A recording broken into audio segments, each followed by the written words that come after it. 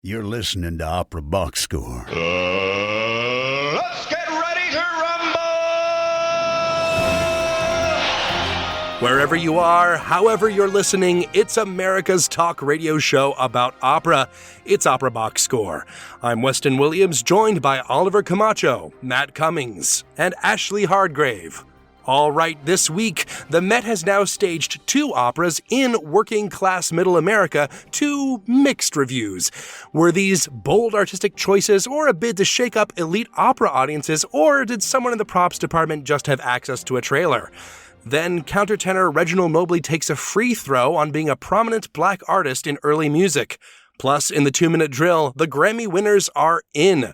Do we agree with the results? Did the OBS bump have any effect? Stay tuned to find out. Make sure you subscribe to our podcast on Spotify, click follow on Apple Podcasts, hit the plus sign, send us a voice memo, or maybe even email us your hot takes, mailbag@operaboxscore.com, or just record your thoughts using the You Got Something to Say tab on our website, operaboxscore.com.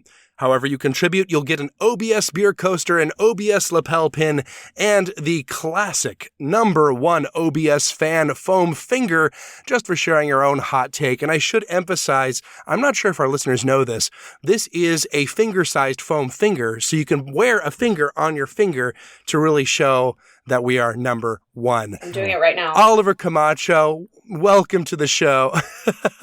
Ashley's currently waving around. She's picking her nose with the foam finger. Oliver Camacho, have you picked your nose with our foam finger yet? The foam is absorbent enough actually to be a good, it's like a sponge. So if you do have, extra drainage. Let's leave something to the imagination. That's true. That's not what I'm doing. Is that the voice of Matt Cummings? It's me. I'm back. He's here. What are your opinions on mucus, Matt? Entering with a quip and then having nothing else to say. That's my brand. Ashley Hardgrave, what is your quip of the day? Well, it's Super Bowl week, and honestly, I just hope that Taylor's boyfriend has fun. That's really what I hope. It's also my birthday this week, so I'm mostly just, excited to be another year older. Oh, happy birthday, everybody. Let's talk some opera. Chalk Talk on Opera Box Score. So an article in Van magazine caught our collective attention this week. So we wanted to chat a little bit about Van magazine's Turn the Machine Inward by musicologist Michaela Barinello. It was a critique of the current and previous Met stagings of Lucia and Carmen. These are both set in Middle America / the Rust Belt / vague rural area / possibly the South. Barinello claims a couple of different things. Specifically that it ignores the complexities of opera in America and presents an elementary, ingenuine depiction of the rural and or the poor, but they didn't have to. There was a quote that was really, it stood out to me. So I'm going to read this and then I'm going to kick it over to my gents to talk a bit. One of the quotes that really rose to the surface for me was, "Why has the Met, a literal gilded temple of European art, started staging Middle American malaise? I am not the first to ask." Zachary Wolfe of the New York Times, for one, isn't happy about it. There's something depressing, even corrosive, in taking such a superficial glance at our fellow Americans. He wrote, calling Carmen's production image of flyover country glib and exoticizing. Perhaps we don't expect better from the Met than opera's take on hillbilly elegy, but why can't we? Wow, is there anything more disdainful in the year of our Lord 2024 than calling something hillbilly elegy? How the mighty have fallen. I mean, first great. of all, I have my own thoughts on hillbilly elegy, but that's for another podcast. But Bonus yeah, Weston. content. Yes, that's for our Patreon that doesn't exist. Weston, you and I both had some feelings about this whole article. Why don't you kick us off? Yes, we did. So this is an interesting article. This is something As a hillbilly. As a hillbilly, I am from the deep South, and I believe Oliver, our you're not listeners allowed know to this. say that about him. Only he is. As the resident hillbilly on the podcast, I do think that this is really indicative of a very strong phenomenon that happens in regions outside the South, outside rural areas, that I don't think that people really notice a lot of the time. I remember when I first went to college And I was, bonding with all my fellow little baby freshmen, talking about all the movies we liked, all the music we listened to. And I realized there was this whole subgenre of film especially, which I would call films about the South that Southerners have never seen. And some of these movies, California. I literally was on TikTok maybe 2 days ago. And I was scrolling through my feed, and there was a TikTok that came up that was actually a pretty funny one. It was about white-on-white microaggressions. I thought it was extremely funny for the most part. And it was talking about things like, you don't look very exotic at all. Or you don't use any seasoning in your food. That sort of stuff. And that sort of stuff doesn't really bother me in the slightest. I think it's kind of funny. But there was one statement that he made, and it's like, oh, you're from the South? You're so articulate.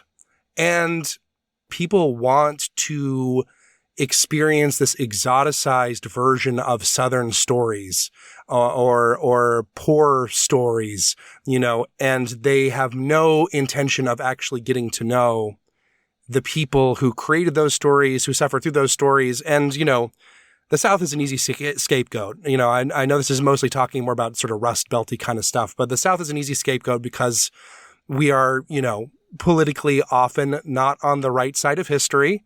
There are some old-fashioned notions. And many Northerners have an overly romanticized understanding of our own history. Absolutely. And that's something I always, I would always see too. I remember in college too, I got getting lectures about racism in the South from someone from New Hampshire who had never met a black person until she went to college. That I will let that person remain nameless. She's lovely. She's learned her lesson. But this is a common problem. Now, the extent to which this exists in opera, I think, is kind of interesting to me. And you really should read this entire article if you're listening to this podcast. We'll put it up on our website because it's really detailed and goes into a lot of really thought-provoking places. But this is almost a new phenomenon in American opera because we've seen this kind of, Eurotrash style deconstruction of opera all over the place in Europe. That's why we call it Eurotrash, where you're, completely changing the context. You're making poor people the center. You're demystifying it and trying to tell a story. And that's very normal if you're going to see something in Germany. But, not just trying to tell a story, but trying to make a larger point about today's society and draw a parallel there. Like, that is in theory what these updated productions are supposed to be doing. Exactly. But this is not something that we've seen as often in the U.S. We are just now, I think, really in the past few years, starting to see Regie Theater kind of trickle down into American opera. And honestly, I love Regie Theater. I am the Eurotrash guy. But this is an interesting take on, are we doing it superficially? Or at least is the Met doing it superficially? And they put forward a pretty convincing argument that they were. And I know, Ashley, you also we were talking about this even before the show, as you could probably tell by how many words I've spoken, and I don't want to keep talking. So, Ashley, what are your thoughts? Well, as the other resident hillbilly on today's panel, I echo some of the sentiments that you have. I, too, when I moved from the rural South to the city of Chicago, amended and shape-shifted my accent because in the first few days that I was here, people spoke down to me. They spoke more slowly to me. They assumed I wasn't intelligent. And so now this accent that I have, you'll hear twangs, but it's a Midwestern, redneck hybrid. And I think that when we're looking at, on one hand, I think the creative choices to set these stories there in that sort of Eurotrash style and try to modernize and update, I applaud those choices. I just think the execution was a bit short-sighted and poor. I also, it's very funny. I was not expecting my home state of Arkansas to be featured so prominently in this article because Baronello, the author, until very recently, now she's at Temple, but before that, she was at the University of Arkansas and teaching in the musicology department, teaching young opera singers about music history and musicology. And she speaks a lot to their experiences of being, they're at this Research One institution, but it's a southern rural Research One institution. So asking them about their operatic experiences while they're trying to learn about them, they, most of them at best had seen less than counting on one hand the amount of like live performances, live operas. And that's frankly, not to be all woe is me about it, but that's quadruple what I had when I was going through that same sort of classical music and opera study in my undergrad in the state of Arkansas in the rural South. I knew I would have to leave and go somewhere else to be able to pursue this art form, to be able to learn more about it, to experience it. And frankly, for me, that's just, that just lets you know how little some areas of this country have going on, and it's exactly why we need things like the Met HD, because those kids can see that when they can't get to the Met, what they can't get to San Francisco. But in thinking about sort of the missteps of these sorts of stagings, you've got a couple of different combinations here. There's North versus South, there's urban versus rural, there's rich versus poor, there's coast versus middle America flyover. And all of these come down to two polarized and misunderstood communities. The people from one community don't understand the other, and so they will use caricatures of what they know about it. I think this is exacerbated by the fact that the two directors that put on these stagings in these rural middle America, southern Rust Belt, whatever you want to call them, neither of them are Americans. Neither of them have much access to the culture of the states besides the places where they've been, which I'm going to put money down is probably New York, Los Angeles, San Francisco, maybe Seattle if you're nasty, who knows. But I think that part of the reason that we have, or at least some of us may have had issues with the lack of genuineness in these portrayals and these stagings might have something to do with that, very much like, I can say bad things about my family, but you can't, you know what I mean? Like I'm somebody who's part of it. And so I would be able to tell the story better, at least more effectively than you did. Not everybody probably feels that way, but it's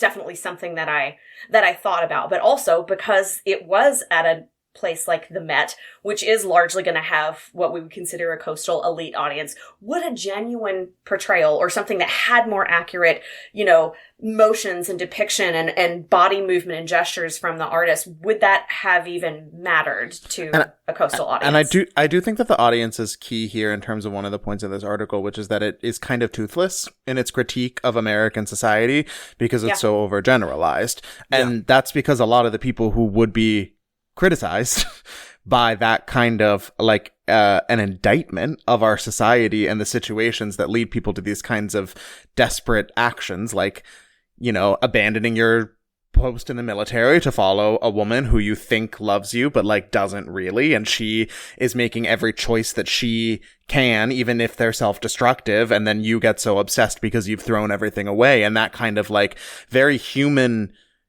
misalignment of like understanding each other and having a relationship, like that is, it's supposed to be juxtaposed against this like crushing power structure. But if you're not willing to indict the power structure, that here is like swapped out the military for Walmart and capitalism, like it's hard to make that point and have any credibility when you're funded by oil barons. Or Walmart. Or especially in the Northwest Waltons. Specifically the Waltons, In Northwest Arkansas in particular, the Waltons fund literally everything. They funded half my undergraduate education. But they, they are this like corporate machine that we're allegedly trying to fight against, but they're also the very resources and funding that bring this type of art to the areas that are being portrayed in these places. The Waltons have Crystal Bridges, which is the most incredible, amassing of American art in the country. I encourage all of you to check it out in the unlikely event that you're in Northwest Arkansas. But yeah, that's the thing. It's like, are you not calling them out because you don't want to bite the hand that feeds you? I'm not sure. And I think it's some of that. And I also think it's them trying to have it both ways and be seen as this big innovator in the space and trying to get the props of being in dialogue with the misogyny of opera, with the racism of opera, but without actually delving beyond the surface other than painting a coat of like realism drag on top of it. I think there's also something to be said that, this is always going to be kind of an impossible task, right? I think about, when was opera truly populist ever, really? There have been moments, I think of like the sort of German opera subgenre Zeitoper, which was very active in the early 20th century, where you're specifically doing opera about the people and times that you are in. A lot of, early sort of socialist communist operas from that ilk. But then by the time, something like that, I mean, not to say Absteig und Fall der Stadt Mahagoni was really a Zeitoper, but an opera like that did eventually get performed at the Met well after it had any teeth the way it did when it first came out in the 20s and 30s. And I think that there is always going to be a certain disconnect when you're talking about something that requires the resources of grand opera, where that money is coming from, to challenge itself in any meaningful way, even though there are so many great examples throughout history where it was possible, or even if not possible, like something was written at least. And then, 20 years later, it could finally be performed because the right people were in power, or the social movements of the time were powerful enough to be able to independently fund something genuinely subversive. And this ties into a lot of things about, class, race, especially. But I think what we're talking about here, I think the solution is locality. We're talking about, a few weeks ago, we talked a little bit about Opera Birmingham's new opera about Helen Keller, hyper local show, very much reaching out to the visually impaired and hearing impaired communities. They also did Driving While Black, which was also a big reach out to a very small, very specific local audience. And those operas were extremely powerful and extremely relevant. But at the same time, you want to be able to see something of a large size. Those were both small shows by Met Opera standards. Is it even possible to have something like the Met do something that is relevant about the people who aren't going to the opera in New York City? Yeah, I mean, there have been pockets in the past of more hyper local things. I mean, heck, even the Met went on tour until 1986 or something like that. But they also hit major cities. Yeah. But, there were these that actually she mentions, the author mentions this book, Opera for the People, which talks about, the 19th century culture of English language opera. So these smaller tours that are speaking to that hyper localism that you mentioned. They were going to places. She talks about soprano Emma Abbott, who going to places like Fort Wayne, La Crosse, Galveston, Little Rock, Waco. These are not major cities in any way, but in the 1880s, there was enough of an audience where this singer could go on tour and take, Salome, take Lucia, which was one of her more famous roles. So there were periods in American history where we knew more about this sort of stuff. And there are also a lot of critiques and suggestions on why the culture has evolved in the way that it has. But I take your point on sort of the hyperlocalism angle. I also, again, just to reiterate, I mean, I think everybody should have access to good art regardless of where you live in our country. So that's Absolutely. Why I think the things like the Met HD broadcasts, as, big and grand and expensive as they can be, I hear the argument that people say it's taking away from the audiences, and I put that argument right in the trash, because the people of Little Rock, Arkansas aren't going to the Met. The people of Grand Forks, North Dakota are probably not going to the Met. And if they are, they're not going very often. So this is a way for people to nationwide be able to have access to that grand art, even with staging by an Australian that sort of suggests it's Rust Belt, but not really. And we still have baritone claws in the acting. So it's, and to be fair, this is sort of a step in the right direction, mayhaps. Were we expecting them to solve it all and get it right the first time? No, absolutely not. And this is not something I ever really expected the Met to get absolutely right. I know we've all been talking here, but I think it's time we let our coastal elite Oliver Camacho give us an opinion. Sorry, as a Chicagoan, I know I don't have a reason to be a part of this conversation, but let's just dial it back a little bit and talk about what the intention was for both of these productions. What was the goal? who were the people that were brought in to achieve that goal? Was the right team chosen? Was the intention good in the first place? Right. I mean, we're talking about two brand new productions that are meant to, be more accessible for new audiences to opera, to help them find themselves on the stage, to tell a story that, makes it easier for them to understand the plot of Carmen and Lucia. Not that those plots are the most complicated plots in opera, but yeah, they can make them more relatable. They took a swing and a miss, I think, on both accounts, but I do think that they had the right intention. And I do think that, the Lucia is a little bit less problematic than the Carmen.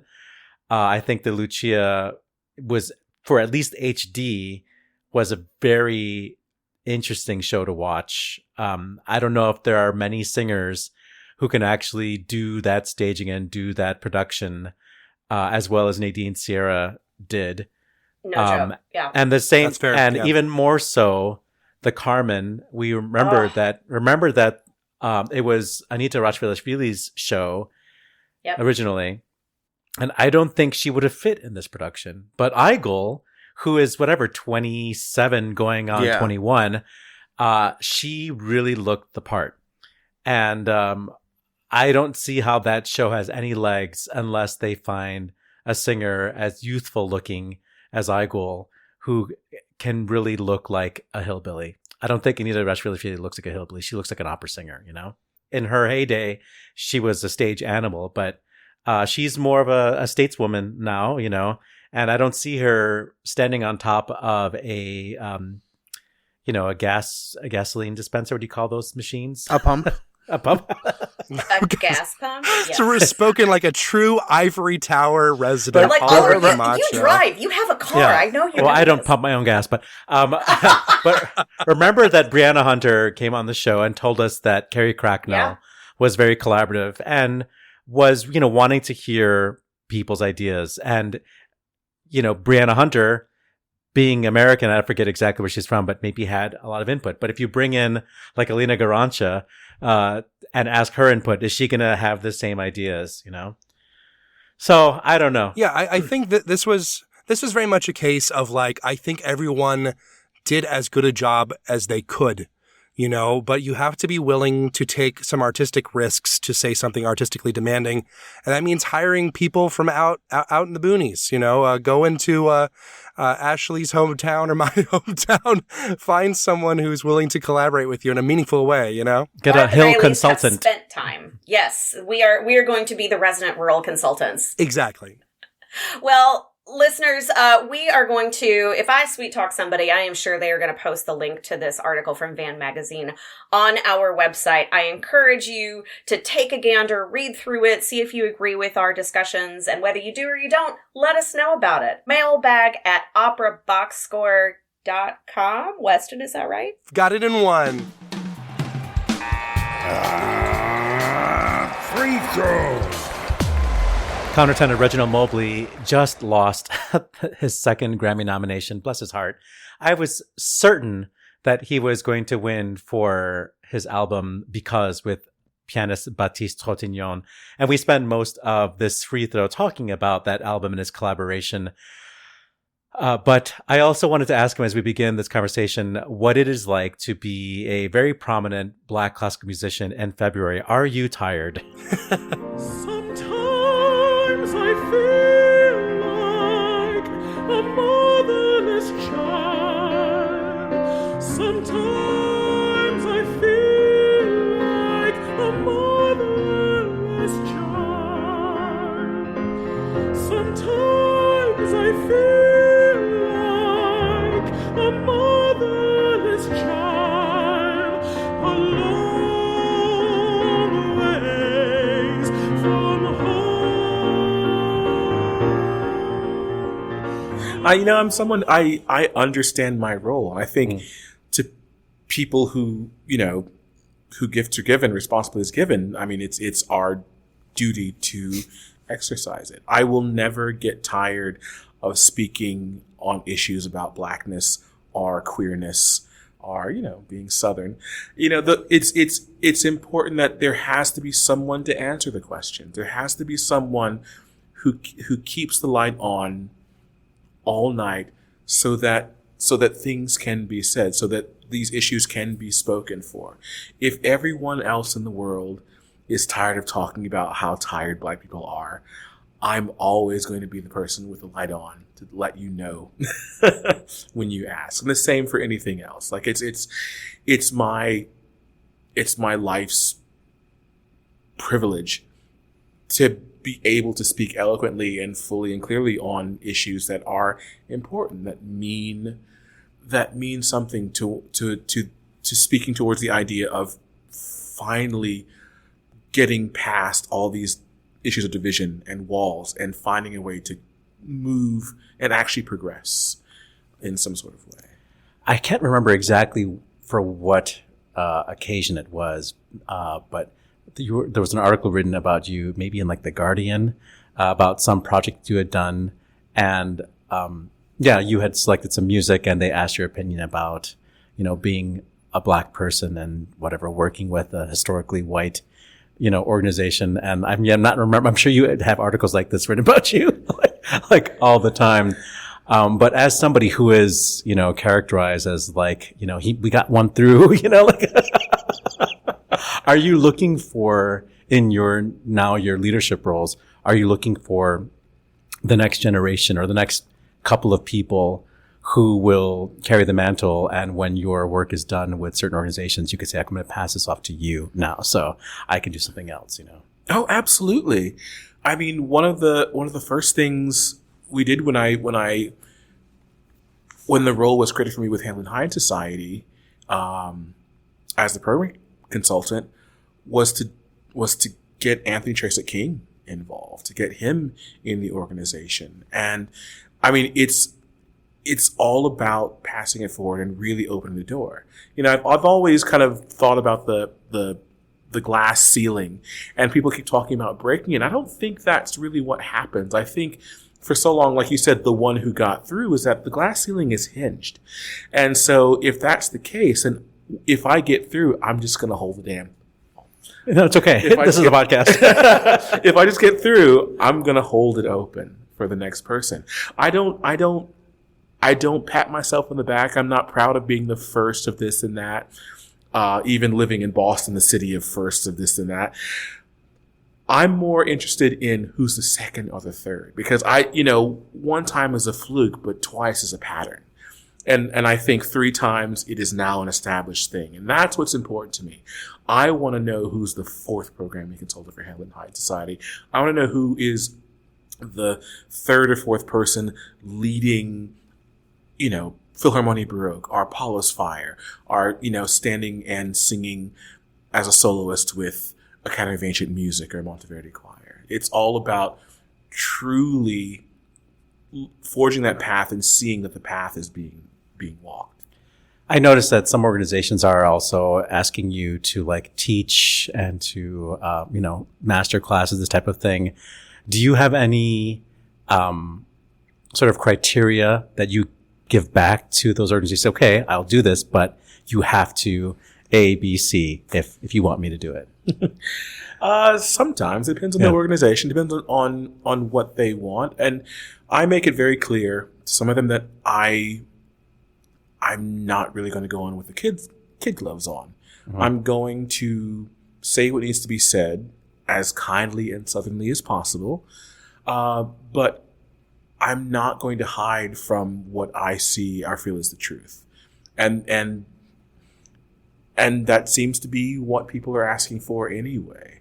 When I go and I know that some professors or administrators will say one thing about how, having someone like myself in the room it's important, and you should be mindful of how much hard work he did to get to this place, or how much he did this and that and that. And I'm like, that doesn't matter to me. I think what matters to me is focusing on helping a student or someone find their path. I don't want to just to sit in the room and regale people with anecdotes and stories, and I don't want to tell them that this is my path and this is the path you should follow. I want to work with them to help them find the path that works for them. I mean, it's the thing that I come across the most is students just need to be told and that they should just allow themselves, give themselves permission to explore and find their own paths. And I mean, if you know my story at all, there is nothing conventional about the way I got to where I am. And I think that means that it's possible for pretty much anyone, as long as you have a chance to really stop and think about really what you want from the world and what you want from the career and what you want from yourself.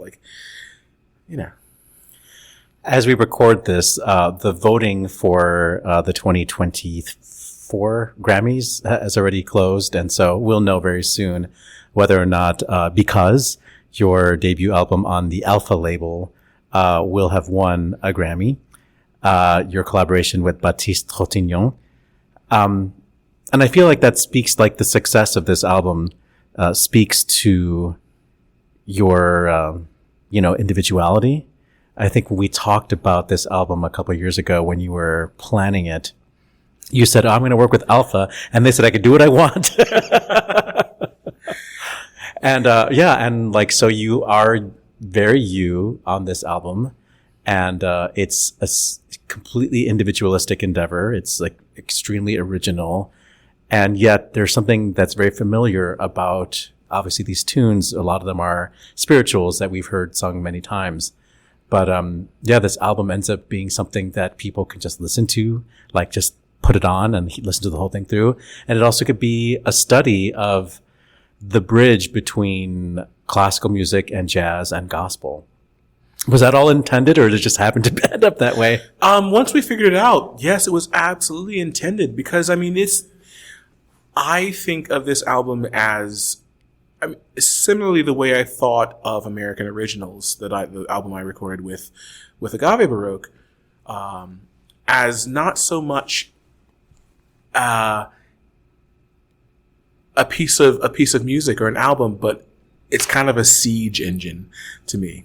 It's a tool to really start attacking these walls that we've put up around styles and genres, especially, first and foremost around classical music and what we can think of as serious music, our classical music, which I think it's time to rethink and readjust and shift the narrative around that, but also in showing that no matter the style or genre, there is a common tie that connects all music, and that is the very thing that we should think about, which is emotion, which is feeling, which is understanding and compassion. I mean, the thing that links you and me to Bach, to Taylor Swift, to whoever comes 20 years from now, is the fact that we all feel anger, we all feel hate, we all love, we all feel joy,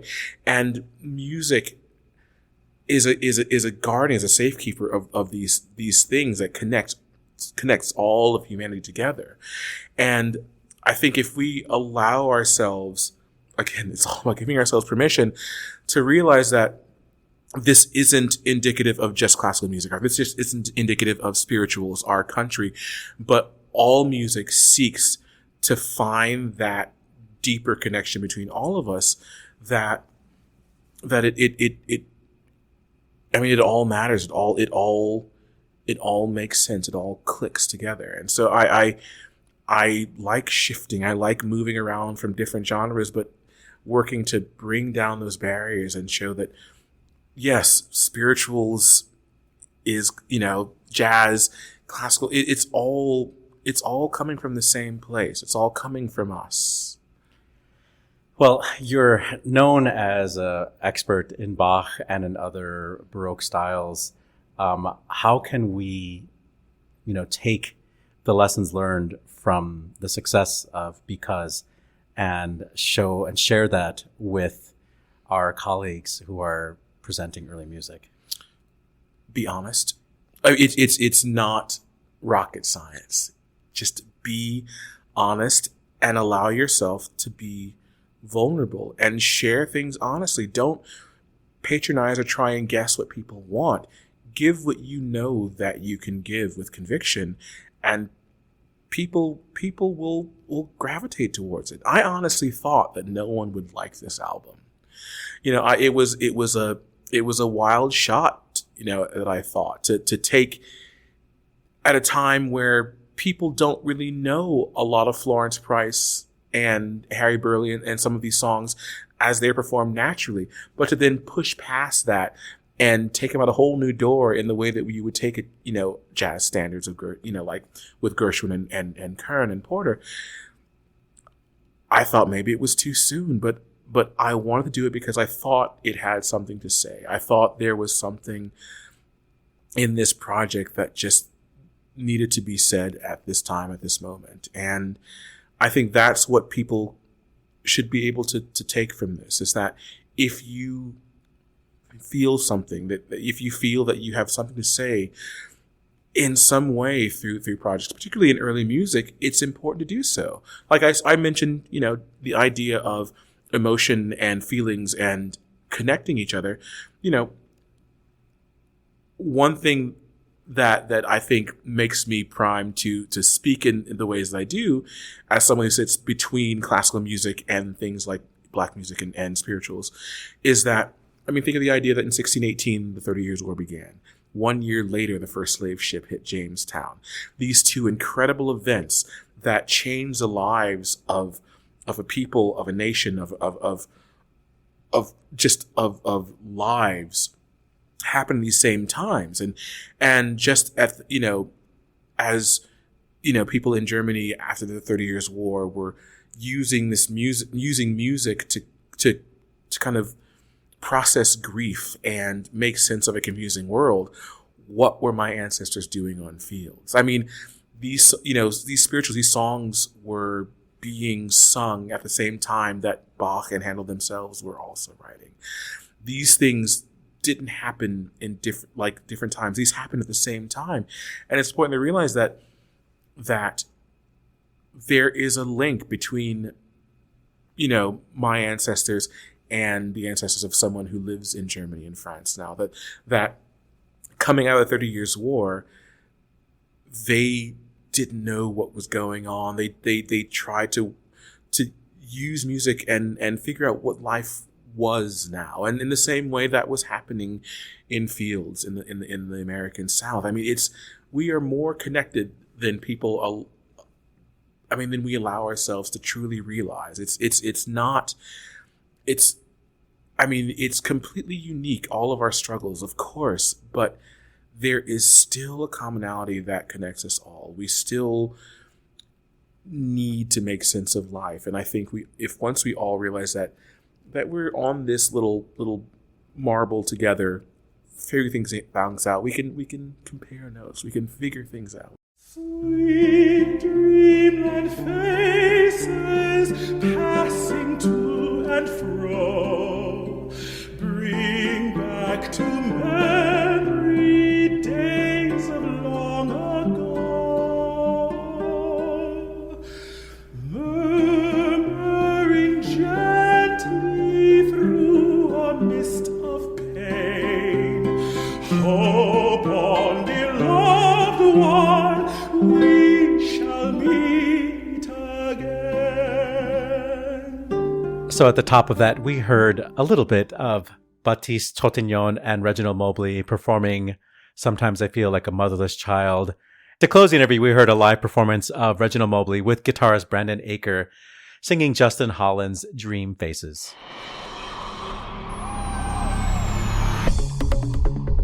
This just in. The 2-minute drill. All right, listen up. Here's everything you need to know about what happened in Operaland this week. The 2024 Grammys were awarded yesterday. Best Opera Recording went to Terrence Blanchard's Champion, starring friend of the show Ryan Speedo Green. Best Choral Performance was awarded to an album dedicated to OBS Hall of Famer, the late Kaya Sariaho. And Best Classical Solo Vocal Album went to Julia Bullock and Christian Reif for Walking in the Dark, making us 0-4 for friends of the show in that category. So much for the OBS bump. Womp womp. LA Opera has announced their 2024-25 season, and it won't include the world premiere of Mason Bates's The Amazing Adventures of Cavalier and Clay for financial reasons. The co-commission with the Met will premiere at Indiana University's Jacobs School of Music before moving to the Met as planned in its 25-26 season. More about LA's season in the talkback. The Dutch National Opera and Ballet has been awarded another Building Research Establishment Environmental Assessment Method, or BREEAM, sustainability certificate for its production workshop. The company made a 20% improvement on its rating from 2019, including solar panels, rainwater diversion, and green transportation options for employees. Carlos Kalmar is suing the Cleveland Institute of Music for defamation, seeking at least $25 million in damages. Kalmar was the subject of a Title IX investigation at CIM, but was cleared last August, then placed on leave of absence from CIM's orchestral studies and conducting programs. More discussion after the drill. Opera Parallel is racking up points, and by points we mean dollars, with 3 major grants to support upcoming projects. A $25,000 grant from the National Endowment of the Arts is earmarked for the premiere of Birds and Balls. That's a follow-up from last week's drill. San Francisco's Grants for the Arts has supplied a $36,500 sum for general operations, and the California Arts Council has given Opera Parallel a grant of $21,000 to support the company's showcase of transgender and non-binary artists. Soprano Elizabeth Hanjay, an alumna of Houston Grand Opera's Young Artist Vocal Academy and a senior at Oberlin Conservatory, has won Houston Grand Opera's Arias competition. Hanjay's program included 2 full lyric soprano arias, Ain't It a Pretty Night from Susanna and Il est doux, il est bon from Hérodiade. The panel of judges included San Francisco Opera's Unsun Kim, HGO General Director Corey Dostor, and HGO Music Director Patrick Summers. In trade news, friend of the show Jennifer Rivera has announced via social media that she will step down as General Director and CEO of Long Beach Opera later this month. Meanwhile, Opera Theater of St. Louis is extending the contract of Principal Conductor and friend of the show Daniela Candelari. She will now remain with the company through 2028. Toledo Opera Executive Director Suzanne Rorick will retire at the end of this season. Co-artistic directors James M. Norman and Kevin Bilsma will succeed her as General Director and Artistic Director. And Chattanooga Symphony and Opera has announced that Susan W. Camines will be their new Executive Director, taking over for John Kilkenny. She previously served the company as Director of Education and Community Impact. On the disabled list, Jonas Kaufmann postponed a concert last week at Teatro San Carlo due to an undisclosed illness. The concert's set to go ahead in March. Julia Bullock has also canceled concerts with the Philharmonia due to a back injury. And Diana Damrau caught an upper respiratory infection that led to her canceling upcoming concerts in Belgium, Germany, and New York City. Exit Stage Right reports on social media suggest that soprano Wilhelmina Fernandez has died at the age of 74 or 75. Born in Philadelphia, she starred in the 1981 film Diva by French director Jean-Jacques Beynet. Fernandez trained at AVA and Juilliard before making her debut as Bess in HGO's Porgy and Bess, a production which toured both the US and Europe. Notable roles for her include the title roles in Carmen, Carmen Jones, for which she received an Olivier Award, and Aida. And on this day, February 5th, in 1679, Alessandro Scarlatti's first opera, Gli Equivoci nel Sembiante, premiered in Rome. German composer Christian Gottlob Neefe, one for the Neefe heads out there, was born on this day in 1748. 1816 saw that old chestnut Rossini's Barbara of Seville's first performance in Rome, and the Austrian tenor Alfred Picaver was born in Vienna in 1883. 4 years later, 1887, the first performance of Verdi's Otello took place at La Scala in Milan, including a cello section with none other than Arturo Toscanini. 1911, Swedish tenor Jussi Björling was born, and 6 years later, 1917, Austrian bass baritone Otto Edelmann was born in Vienna. English conductor Sir John Pritchard was born in 1921. 1939 saw the first performance of Karl Orff's opera Der Mond in Munich. And one for our hometown team, in 1954, the Lyric Opera of Chicago presents its first production, Mozart's Don Giovanni. And that's your 2-minute drill.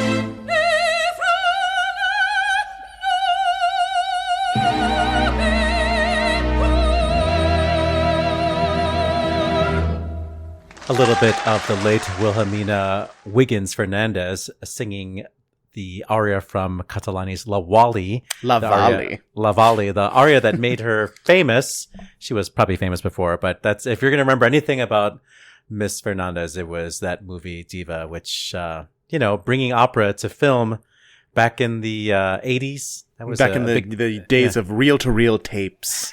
VHS tapes. Yeah. I remember those days. I don't. I'm too young. Let's talk about the Grammys. We have a couple of, honestly, I was about to say a couple of unexpected things, but honestly, no. This has been a pretty straightforward Grammys, and almost, I think, disappointingly so, at least for me. In the opera category, we had a bunch of nominees, including a friend of the show, David T. Little's Black Lodge, also Corigliano's Lord of Cries. What else did we have? And the winner, the third nominee was the winner. Terence Blanchard's Champion with Yannick Nézet-Séguin and Ryan Speedo Green. Now, this is, a pretty solid, a great cast, pretty well recorded for live stuff. But once again, it's just the audio rip of Alive in HD. And, I've had this rant before. Just try to buy it. Weston and I spent like half an hour trying to buy this album. It is a mess. You do have access to it. It is hard to get. It's, I believe it's an Apple exclusive. So, you can still buy it on iTunes, but it's, all these licensing you're not going to be able to go out and, exactly. You're not going to be able to go out to your local, Target and pick this one up. But in fairness, you can't do that with anything, in the classical genre these days. But it's, you won't be able to add it to your Zune, but you can listen on an old iPod.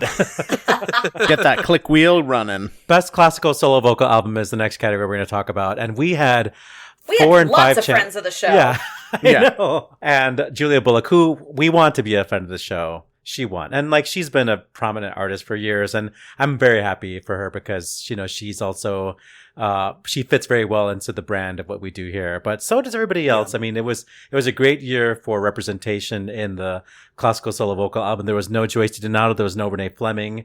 So we had people who are really out there in the trenches trying to do the work. Reginald Mobley, Kareem Suleiman, Laura Strickling, Larry Brownlee. But Julia Bullock won, so congratulations. Yeah, and Laura Strickling in particular, that project 40 at 40 was an undertaking that she basically orchestrated. And I don't mean writing the orchestral parts. I mean putting together. She assembled that group. She assembled that team herself. Yeah, she commissioned, she's only commissioned 20 at this point, but it's part one of a 2-album project. Maybe this will be her Return of the King moment in a couple of years, and they'll award the whole album after part 2. It'll be like Schitt's Creek next year. Yeah. I also have to give Laura props because she is known for creating and working with her brilliant seamstress of a mother to create her own gowns. She documented, I encourage you to check out her social media, she documented all of the different gowns and the outfits that she had. For one of her Grammy portraits, she had a gown made that had all of the collaborators' names sewn into the gown in handwriting. I love really that. Stunning. Do we get half of a point for Julia Bullock since on Walking in the Dark, she sings Knoxville, Summer of 1915. So. I think we should count it. I think Friend of the show, Knoxville, Summer of 1915. It is it is such a good album. Unfortunately, one composer who did not win and in fact was not nominated was Mason Bates, and now he can't even have his world premiere anymore. I feel kind of bad. Well, he still will. It'll just be at a college. But in 2026, it'll be an Met in HD broadcast, and then that will win a Grammy in 2027. We'll see. Yes.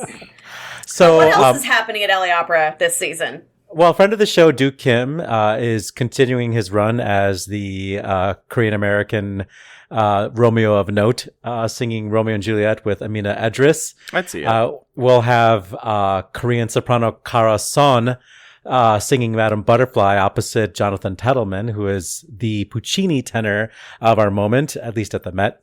Così fan tutte quartet will be Erica Petrocelli, Rehab Chaeb, Justin Austin, and Anthony Leon. And Anadamar, which is for you, Weston, will feature friend of the show, Ana Maria Martinez, and a friend of the show, Daniela Mack. And then we'll have friend of the show, Quinn Kelsey, singing Rigoletto. It seems that the Anitamar is now their kind of edgy. I was going to say, a notably squarer season with Yeah. Considering they did Omar last year, so yeah. But, same thing with the Met. I think the Met is recalibrating. Everybody's recalibrating right now after being very bold, Yeah, I wish they were a little bolder. At the same time, Mason Bates is. I'm not fully sold on him. He's got his moments. Oh. Let's turn now to our legal expert. Now that I've defamed Mason Bates, he's not coming on the show anytime soon. Let's turn to our legal expert, Ashley Hardgrave. Talk us through what's going on with this Title IX defamation suit. Oh, good Lord, how much time do you have? Okay. So we got like 3 minutes. Wrap it up. Oh, God. Okay, so these are some of the hits. I'll tell you a little bit about why I think he has a case, why he might not win, but if he does, might be curtains for a major conservatory. So, okay, quick thing on Title IX. So Title IX is about discrimination on the basis of sex. It's not necessarily specifically tied to sexual harassment, sexual violence, sexual assault. So what Kalmar and his team are suing for is the fallout and the repercussion of what happened to him and what he alleges is his career when he was at the center of a Title IX investigation at the Cleveland Institute of Music. Kalmar, I think, has a case. So when we look at the statements, the very public statements of the Title IX coordinator at the time and Dean Southern, they sent these wide-reaching emails that were at best inappropriate. At worst, they were super illegal regarding Title IX. Basically, there's a protection in Title IX that says no one can be named during the investigation. So not the accuser, not the subject of the investigation. And the Title IX coordinator basically was like, hey guys, we're doing an investigation into Kalmar. Anybody have anything? Yeah, you can't do that. Like, you can't do that. So that's a little bit of a problem. Even Dean Southern's statement, which we talked about on this show, based on where it was in the timeline, he should not have mentioned I am assuming he should not have mentioned Kalmar's name. There's no way people didn't know this was Kalmar, but at the same time, being so overt in the mentioning of him, that is something that I think they have a legal leg to stand on. It may not rise to the legality of Title IX, whatever happened in whatever behavior it was they were trying to address. And if it didn't, it's going to depend on the judge. It's really going to depend on how the judge reads the facts of the case that the prosecution is putting out. The other thing that I think doesn't really work in their favor is so I took way too much time reading the actual case filing in the federal district in Ohio where this is being filed. And Kalmar's lawyers actually used the term canceled in the actual filing. They were like, Kalmar has been canceled. And that's one of the things that we're seeking damages for. A little rough. But they're seeking at minimum $25 million. We'll see what happens. But if he wins and if he is awarded this, I'm pretty sure that's going to be the end of CIM. I just feel like they've been so long beleaguered. This is like the most recent in a litany of problems that have been happening in terms of staff and faculty turnover and fiscal insolvency. I just don't think if they win, even if they continue to appeal this, which they have the right to do if they are found liable, I'm just not sure they're going to be able to financially recover. So in short, it's messy and it's got hair all over it. I don't think anybody is squeaky clean here, but in terms of legal precedent and the way Title IX investigations are supposed to go, he's got a case to at least file a lawsuit. Ashley, remind me to call you next time I have a parking ticket. That was some thorough legal analysis. It's like I work at a law school. That'll do Almost. Quickly, before we wrap up the show, I did want to talk about Jenny Rivera's announcement that she's leaving Long Beach Opera. It's my understanding that she is staying in arts administration. She's just moving to Los Angeles Music Center, which is a $70 million organization. So, which is the resident companies are LA Phil, LA Opera, LA Master Chorale, but she's not going to be working specifically on opera. Anyway, with her departure, that now we add to the list Lyric Opera of Chicago, Opera Philadelphia, Seattle, to a certain extent, Florida Grand Opera, which has an interim, and Marola Training Center are all places that don't have leadership. What is going on in the House of Commons? Lydia Yankovskaya says, friend of the show says, Lydia Kovska says, I can think of multiple people of all backgrounds ready for some of these positions. People who have the experience and background in organizations of different sizes, are great leaders, and have been grinding away and doing good work behind the scenes, sometimes not noticed by the field at large. I think the big barrier is that these searches are often overseen by large search firms who often tend to only put forward those who have already gained notice, not do really thorough research, and also perpetuate bias for many reasons. Thoughtful recruitment combined with an open search may yield a fabulous but unexpected candidate, but a search firm needs to be first and foremost protect itself and its reputation, so it's highly incentivized to play it as safe as possible. This can lead to all kinds of barriers and bias. Once again, Lydia Kovskaya has crystallized what is happening in the arts world. I have personal experience with search firms. Yeah. And I applied for the Chicago Opera Theater job. You know, Larry Adelson obviously is way more qualified than I am, but I wasn't even, given an interview, and I've been chugging away here for how many years, working in this field. So anyway, anybody listening to this podcast that has, are part of a search committee, I could do a job. But it has to be here because you can't leave. Yeah, not for a while. Yes, exactly. If you are a headhunter, you're hunting for heads. Oliver's got real top-notch head. Yeah. Let's wrap this show up. Good call. Bad call on Opera Box Score. Good call, bad call. That's how we wrap up the show around here. Let's start with Oliver. Just shout out to friend of the show, Aaron Morley. Sings Morgana in the brand new recording of Alcina, which is with the Musicien de Louvre and what's his name? Mark Minkowski. Yeah. We love her so much. That's on the Pentatone label. It just came out. Weirdly, it has Magdalena Kozina as Alcina. She's still around? Yeah. But also has Elizabeth DeShong as Bradamante, and she's awesome. Yeah. Matt Cummings. I would like to extend our Grammy segment to offer a hearty congratulations to Elaine Martone for her win as Classical Producer of the Year. Her, I believe, fifth time, though some sources are saying sixth time winning that award. And one of the albums that she produced last year was my group's album, Man Up, Man Down, by Constellation Men's Ensemble. So very exciting to have second-hand Grammys. That's how that works. Ashley That is how that works. Well, I had mentioned earlier in the show that my birthday is this week. So what better way to celebrate than perform a really dumb show that you wrote?